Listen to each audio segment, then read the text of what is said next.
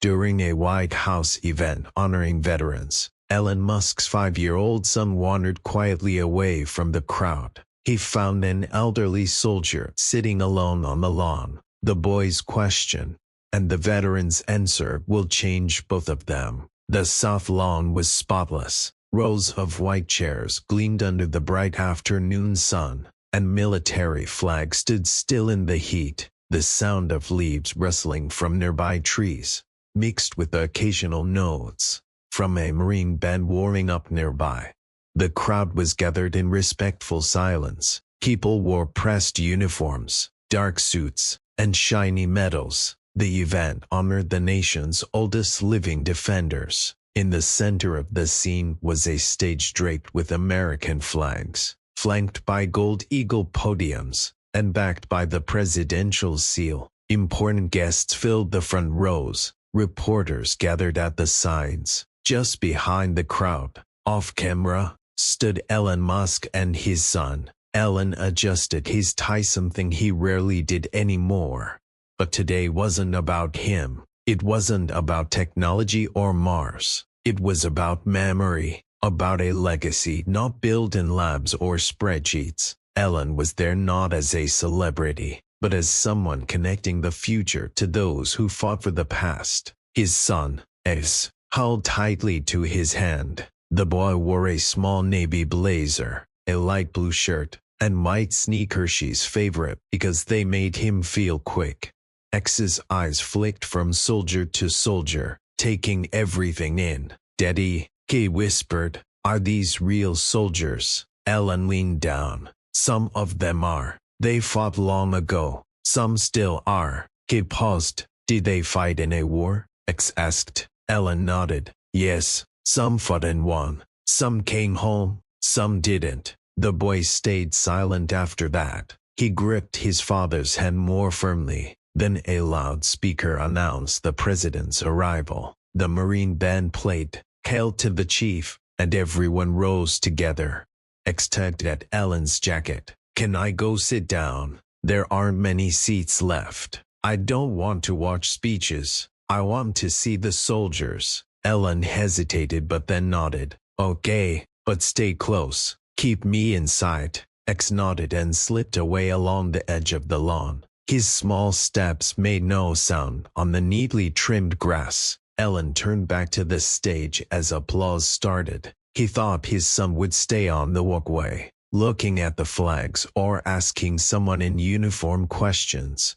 But X didn't stop there. He took a winding path past the crowd, past the press, past the bandstand, into a quieter part of the garden near the house. Under a large, old oak tree, he found a man sitting alone in a wheelchair. No one else was nearby, no cameras, no crowd. The man had a blanket over his knees and a crooked military cap on his head. His eyes looked far beyond the White House lawn. X approached slowly. The man looked up. His face was full of lines from many years of sun, wound, grief, and happiness. His eyes were sharp, deep, and patient. The old man gave a slight nod. "Well," he said in a raspy voice, "you're a small one to wander around the big house." X stopped a few feet away. "Are you a soldier?" he asked. The man paused. "Long ago. Did you fight in a war?" X inched closer. "Yes." The man smiled with weathered teeth. "Did you win?" "That's a good question." X tilted his head. "Is it one of the best?" The old man said. "But the answer's not simple." X took another step forward. "Why are you sitting over here all alone?" "I like the quiet. Besides, I've already had my time in the spotlight." X looked at the man's lap. Resting on his blanket was a small, warm medallion on a red ribbon. The boy reached up and tapped the star on his blazer. "This isn't a real medal," he said. "It's from art class. It still means something." The man replied. "If you gave it to someone, it would." X thought about that and then looked into the man's eyes. Softly, he asked, "Do you regret anything?" The old man frowned. The air around them seemed to pulse. He looked at the boy, not surprised, not angry, just still. No one's asked me that in a long time. He said, I just wanted to know. X whispered. The man took a slow breath and then nodded once. Yes, well, I regret not writing back, X said softly.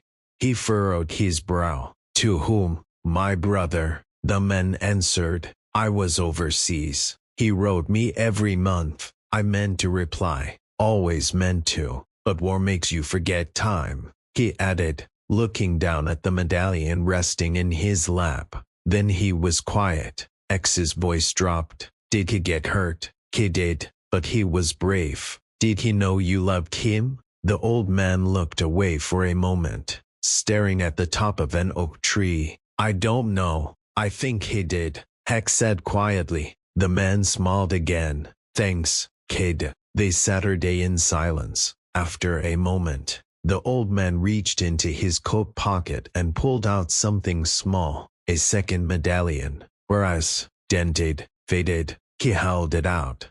Would you keep this for me? X's eyes widened. Yes, it's not worth much now, but maybe it will remind you of what we talked about. X carefully held the medallion with both hands. I will. What's your name? The man asked. S. The boy chuckled. Just that for now, he replied. The old man laughed, a rich laugh that seemed to shake dust off the ears. Behind them, Ellen watched from the edge of the rose path, hands in his pockets. His face was calm but serious. It wasn't confusion or amusement. It was something like awe. Ellen didn't move right away. He watched from a distance, one hand on the iron gate that separated the garden from the main event, the other shading his eyes from the late sun's golden rays. No one else saw that his son had disappeared from the ceremony's center. No one noticed the quiet talk under the oak tree, but Ellen saw. He wasn't sure he wanted to interrupt. Something sacred was happening in that quiet moment. He didn't want to break it with his presence.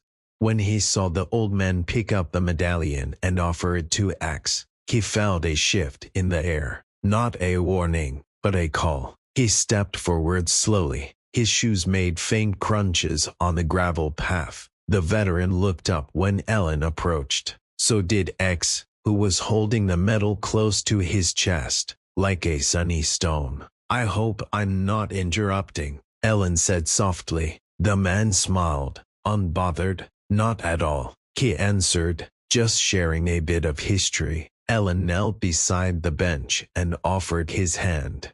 Elon Musk, the man said, gripping it firmly. Walter Brandt, private first class and now storyteller. Ellen glanced at the medallion. You gave him that? Walter nodded. He asked me a real question. I thought it deserved a real answer. Ellen looked at X. What did you ask him? He didn't look up from the medal. If he regrets anything. Walter laughed again, eyes shining, graver than most. Ellen sat on the edge of the stone bench. Can I ask what you said? That I regret not writing back to my brother when he needed me. The words drifted through the air heavy with memories. Ellen paused for a moment, silent. Then he spoke softly, acknowledging how tough that burden was. Walter nodded and said, that's a hard thing to carry, but you learn to live with silence. Sometimes, someone asks the right question, and the silence breaks just a little. Ellen studied the man's face, deep wrinkles, sunspots, skin like paper, yet his eyes remained clear. In those eyes, Ellen saw not just years, but choices and their outcomes. Most people want to talk about heroism and courage, Walter continued, but real bravery isn't only on the battlefield. Ellen nodded, asking, where is it then? Walter glanced at X, who traced the edge of a medal with his thumb. It's right there, Walter said, in that boy, asking something no one else dared. Ellen felt a tug deep in his chest, a quiet ache.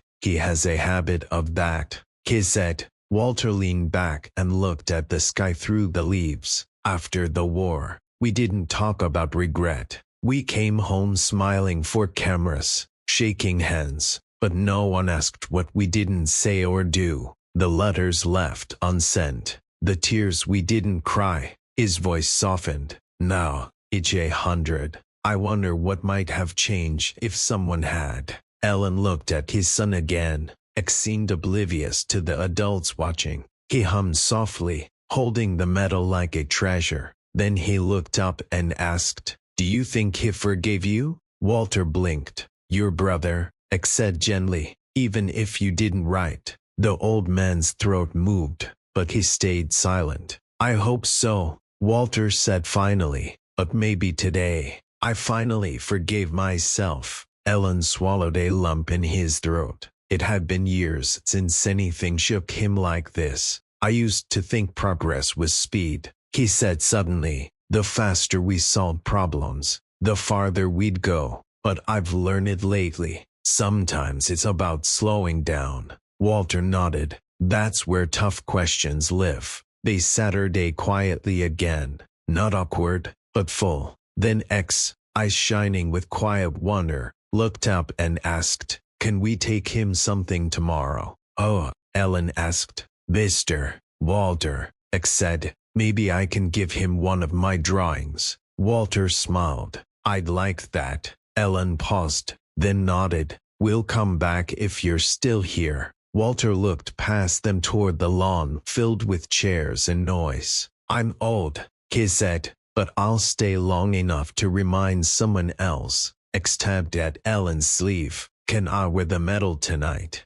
Ellen smiled and said yes. "Just make sure to put it somewhere safe when you sleep." Walter chuckled. "Let him keep it. Things like medals and memories aren't meant to stay in drawers. They belong in motion, in questions." Ellen reached out and took his hand again. This time, he held on longer. "Thank you," Ellen said softly. Walter shook his head. "Don't thank me, thank him."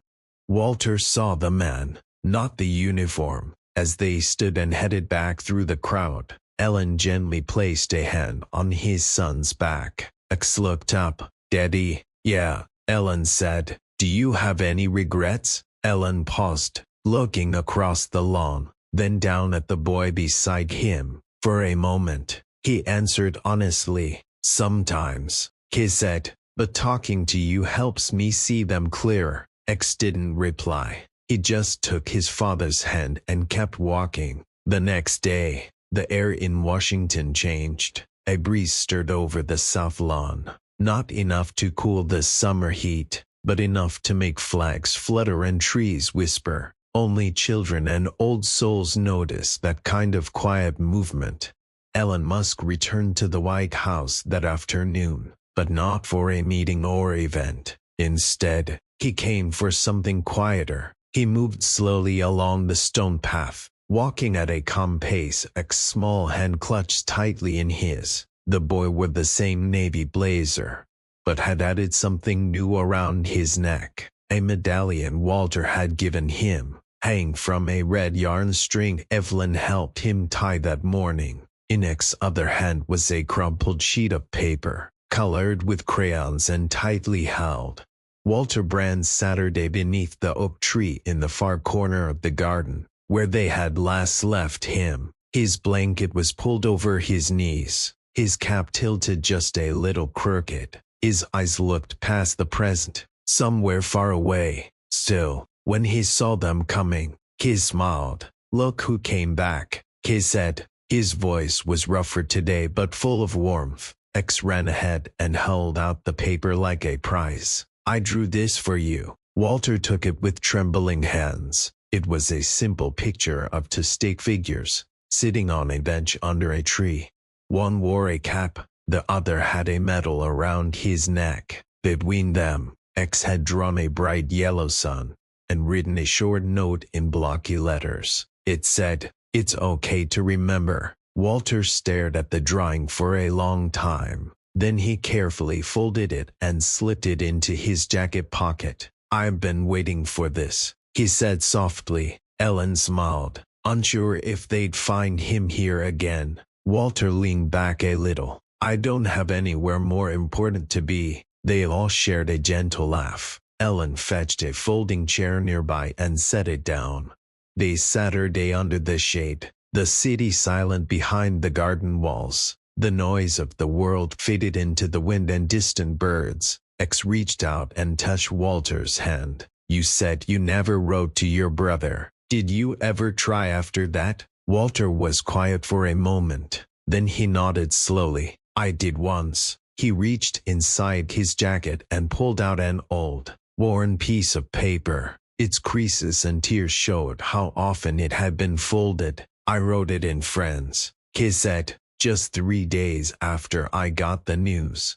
I didn't know where to send it, so I kept it. He looked at Ellen. I've never read it out loud before. X leaned closer, resting his chin on his knees. Walter carefully unfolded the paper, his hands fragile. His voice wavered at first. Dear Tommy, I should have written sooner. I thought there'd be more time. I thought the war would wait for us. It didn't. I read your last letter 5 times. You asked if I was scared. I didn't answer. The truth is, I am, not of dying, but of being forgotten, of forgetting you.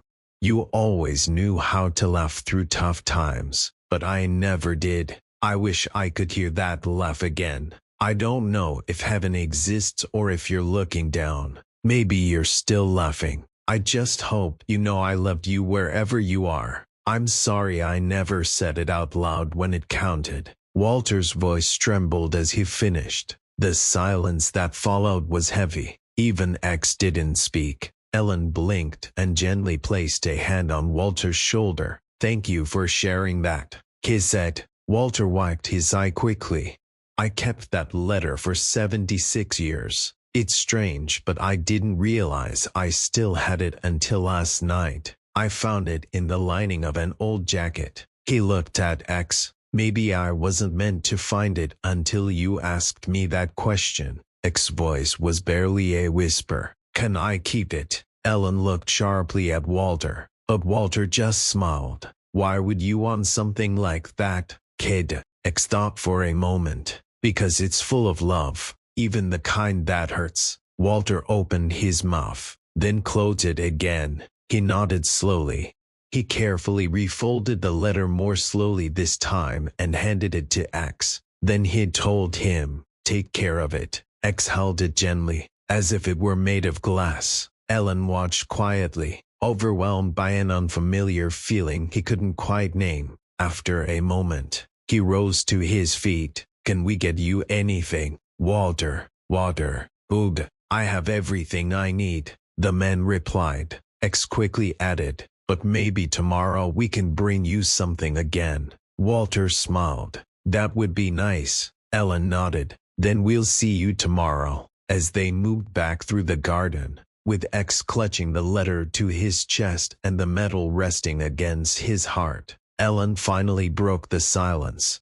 What made you ask him that? X shrugged. Everyone was wondering what he used to do. I just wanted to know what he still feels. Ellen stopped walking. He looked at his son closely. He saw something new. Legacy isn't just medals, towers, or awards. Sometimes it lives in the questions we dare to ask and the hands we reach out when we get the answers. That evening, back at their hotel suite, the busy world outside slowed down.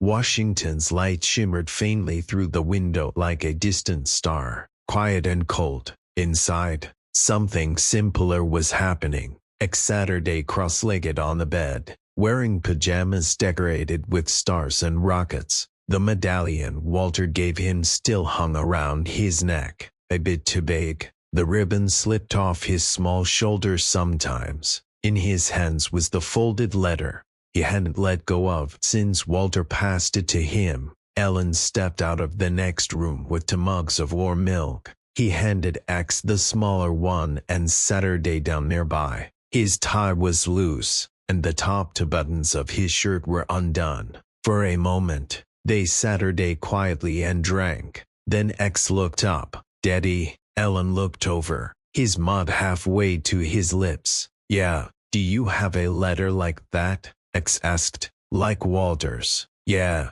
Something you didn't send or wish you had. Ellen tilted his head slightly. Like Walter's. He asked. Yeah, something you never sent but always wanted to say. Ellen sat her day back slowly. He wasn't expecting the question. Still, after the last few days, he wasn't surprised either.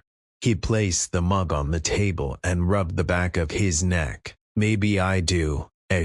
There was no anger in his voice, just patience. I was 16, Ellen said slowly. I had a friend named Daniel. We both loved space and computers. He was more careful and quieter than me, but we were close. X nodded. What happened? We had a disagreement, Ellen replied. He wanted to start a small project with me, a tech idea. I told him I didn't think it would work, and I said that honestly, maybe too harshly. X watched him closely. I never wanted to hurt him, Ellen added, but I did, and we drifted apart. A few years later, I heard he moved to another country, got married, and had a daughter. I never spoke to him again. X stayed still. Do you miss him? He asked. I do, Ellen admitted. I miss the version of myself that believed we'd create something big together.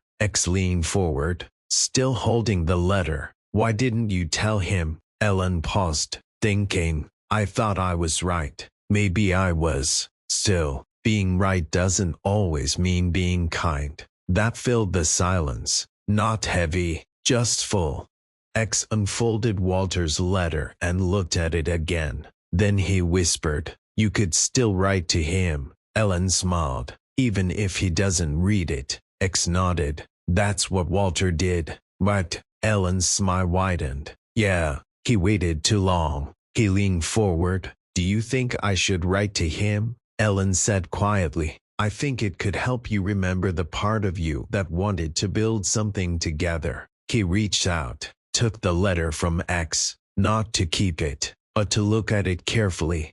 He looked at the words once more, reading slowly. Then he turned to X. I'll write one tomorrow. He said, can I help? Ellen laughed softly. I'd like that. X leaned back on the pillows, clutching the medallion again. Ellen watched him quietly. He had built rockets, cars, tunnels, and systems, but nothing so mysterious and as revealing as this child, who had just asked the question he'd never asked himself. Maybe Walter was right. Maybe courage wasn't only in fighting. Maybe it was also in the quiet moments afterward.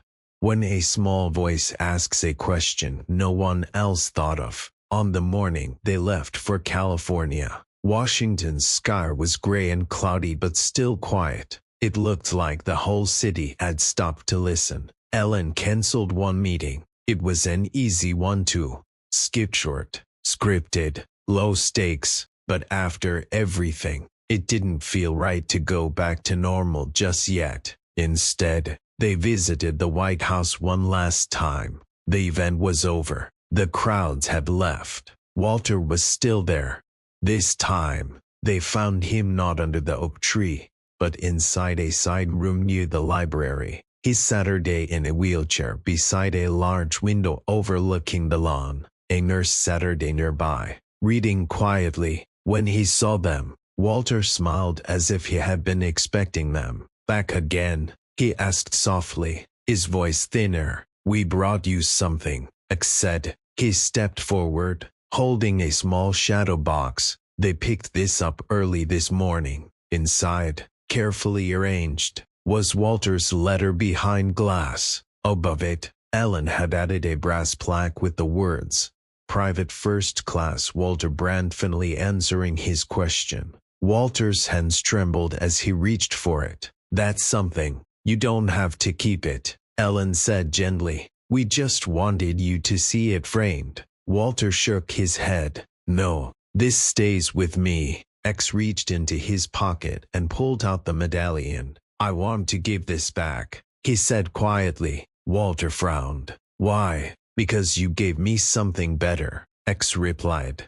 A story and a letter. Walter stared at him. then reached out and closed the boy's hand around the medallion again. "No," he said, "you keep it, but do one thing for me. When you wear it, don't wear it to seem important. Wear it to remember those who wish they had said more." X nodded. "I can do that." Elon kneeled beside his son, placing a hand on his shoulder. Walter looked at both of them. "I don't know what your future holds," he said, "but if your son asks questions mine never did, it will be a good one."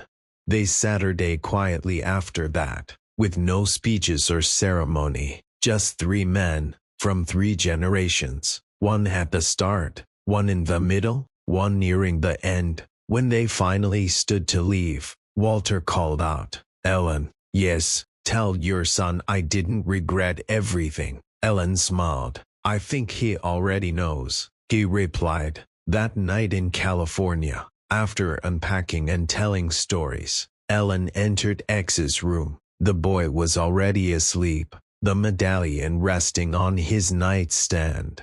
Next to it was the letter. Elon picked it up and looked at it under the lamp. He didn't say anything. Gently, he folded it again and put it in the drawer with X's markers, as if it belonged to the future. As he turned off the light, he heard his son's sleepy voice. "Daddy, yeah, buddy, next time an older person is sitting alone, can we ask them something again?" Elon smiled in the dark. "We will."